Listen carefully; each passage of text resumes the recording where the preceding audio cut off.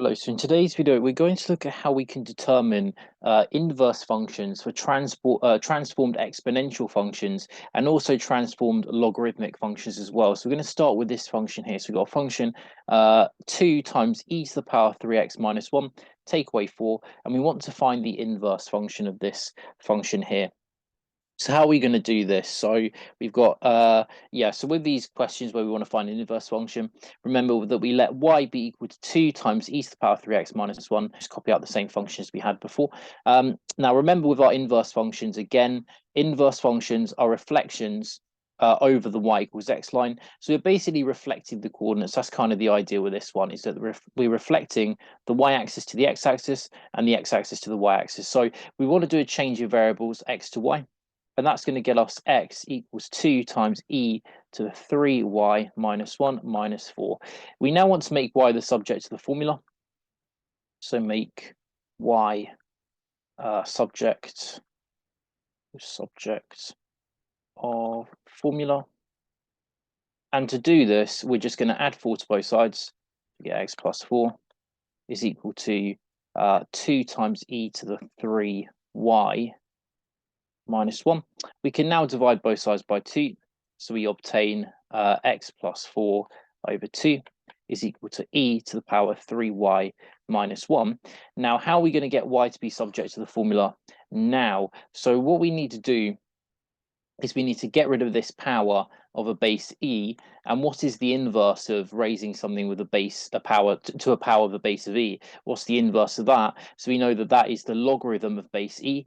So remember, if f is e to the x, then that means the inverse is going to be log base e of x. But remember, we just write that as ln of x, just rather than writing out the extra letters there. We call that the natural logarithm. So what we're going to do on both sides is do this natural logarithm on both sides. So ln of x plus 4 divided by 2 is equal to ln of e to the power of 3y minus 1. But remember what the ln does to the e is the inverse function. So it gets rid of that base of e, and we're just left with the exponent. So we're just left with the power. So we're left with ln of x plus 4 divided by 2 is equal to 3y minus 1, because again, the ln and the exponential functions are inverses. So then we can just add 1 to both sides. If we do that, we get ln of x plus 4 over 2 plus 1 equals 3y. And then lastly, we get y is equal to 1 over 3 times by the result that we get here. So ln of x plus 4 over 2 plus 1. And so our inverse function will be this here. So it's going to be, sorry, let me move this all up. So it's going to be the inverse function of f, is equal to 1 over 3 times by ln of x plus 4 over 2 plus 1. So that would be our answer there. That's our inverse. So if we've got an exponential function like this, then that would be our inverse there. So I mean, if we just change the number 2 here to an a, so let's just say that that's an a there. Let's just say that the b in front of the x, sorry, the 3 in front of the x there, we just call that a number b. If we call this number there a c, this minus 1 a c, and then if we call this this 4 here a d, so what that tells us, if we compare what we've got here with this here, it tells us that if we have a function f of x equal to a times e to the power of bx plus c plus a d, then our inverse function, looking at what we get down here, is going to essentially be 1 over the b, so 1 over this 3 there, that 3 corresponds to that 3 there, and then multiplied by, sorry, let me just try and move this so I get more space. So then multiplied by ln of the x plus 4. So remember, we've got an x there. We're going to add 4 to it. So 4 corresponds to our d there. So negative d. So actually what we're doing here is we're taking away d. So x minus d over 2, which comes from this a value there, this a there. So x minus d over a. And then what we're going to do is we're going to also finally add this +1 there, but remember the +1 was actually this c there. So c was -1. We've added 1 here. That's a -c, so a -c inside there. So that's a general result that you can learn if you want to, but you don't have to. That yeah, the inverse of this exponential function would be this here, that result there. So yeah, we'll go to the next example. So this example is a little bit different. So in this example, we want to find the inverse function of this function here. So 4 times log base 4 of 3 take away 2x plus 1. So we want to find the inverse of that. So how can we do this? So it's very similar to what we just did. So we want to let y be equal to 4 times log with a base of 4, 3 minus 2x plus 1. What we're going to do is we're just going to swap the variables around, because again, we're doing an inverse function, so we're swapping our coordinates around. So that means we get x equal to 4 log base 4, 3 minus 2y plus 1. And then the objective again is to make y the subject of the formula. So first and foremost, we can take away 1 from both sides. We get x take away 1 is equal to 4 log base 4 of 3 minus 2y. We can then divide both sides by 4. So that gives us x minus 1 over 4 is equal to log base 4 of 3 minus 2y. And then what can we do now? So now then, we want to try and get rid of this log. We've got to get rid of the log there because we want to try and obtain this y inside there as the subject of the formula. We've got to get rid of this log base 4. So remember, what's the inverse of log base 4? So if f is log base 4 of x, then it means that the inverse is the exponential with a base of 4. So the exponential function with a base of 4. So what we're going to do is we're going to raise both sides to the power of 4.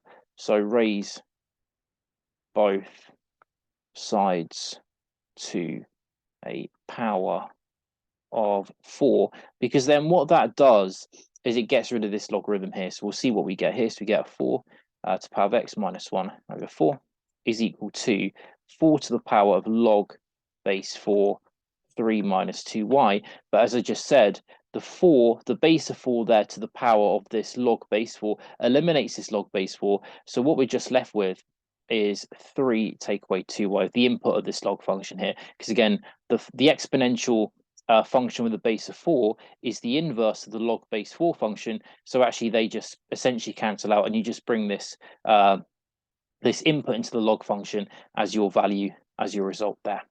So then what we get as a result of this, so just moving everything up. So what we'll get is, yeah, so again, we've got this 4. So I'll write this here. So therefore, 4 to the power of x minus 1 over 4 is equal to 3 minus 2y. We can just swap the 4 to the power of this and the minus 2y around. So we get 2y is equal to 3 minus 4 to the power of x minus 1 over 4. We can then divide both sides by 2. And so we obtain y equals 1 over 2 times by 3 minus 4 to the power of x minus 1 over 4.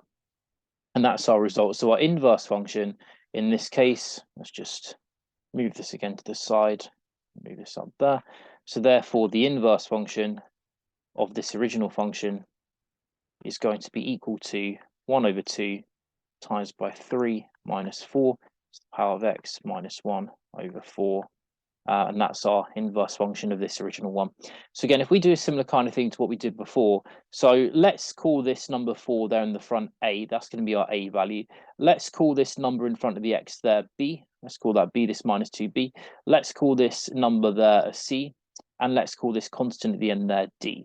So if we've got a function f of x equals a log base of any base you like. I mean, let's go back to ln's, let's go back to natural logarithms just to make life easier. So it doesn't matter what base you have there, that base there will correspond to this base there, so it doesn't really matter.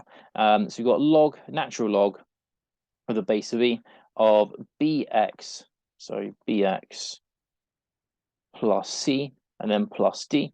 So the inverse of this, so if we compare what we got here with this inverse down here, so we've got a 1 over 2 there, so that was 1 over this this negative constant here. So this is going to essentially give us so 1 over the b there. So we get 1 over b. I mean, well, technically compared with this here, obviously -2 there is negative and a half is positive. So I'm just going to put a minus sign there for now.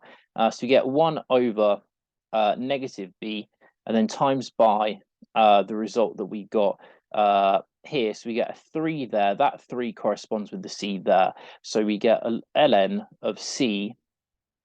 Oh no, sorry, this is wrong. Sorry, I've done this wrong. Sorry, I'm looking at this instead of this one down here. I should be looking down here. So this is 1 over negative b times by the c there. And then in addition to, so we've got a base of 4 there and a base of 4 there. So we're just going to change this to e now because we're dealing with the logs there. So what we're going to do is we're just going to take minus of this base of e. So base e to the power of the x.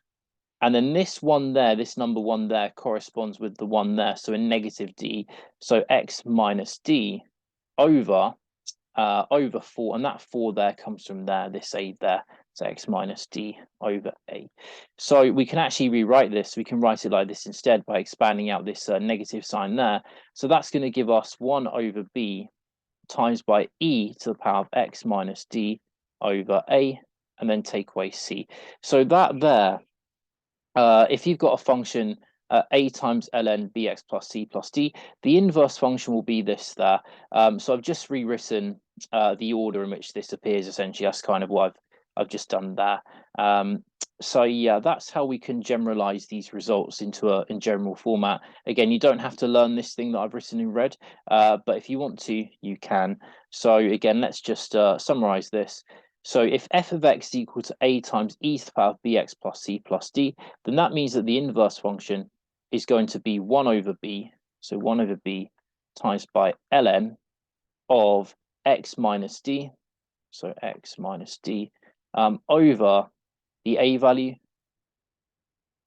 And then we're going to lastly just take away this c at the end, so take away c there. So that'd be our inverse. And then the inverse of this transformed logarithmic function, so that's the result we got there. So it's going to be 1 over b, and then times by e to the power of x, and then subtract the d, this time to subtract d again, over a, and then take away c. So actually what we can see is that this result there is pretty much identical to this result down there, which is no surprise because, again, these ln and these exponential functions are inverses themselves. So yeah, so we get a very similar result. It's just that the inverse of this exponential one has a natural log there, and the inverse of this logarithmic one has an exponential with a base e there. So yeah, that's our general results. Again, you can learn these if you want to, but you don't have to if you don't want to. It's just good to know where they come from. So yeah, today was just a summary of how we can actually convert exponential and logarithmic functions which have been transformed into inverse functions. And tomorrow what we're going to do is we're going to look at how we can actually get the domains and ranges of these functions just by knowing the domains and ranges of the original functions. How can we calculate the domains and ranges of the inverse functions given what we know about the original functions? So we'll do that tomorrow.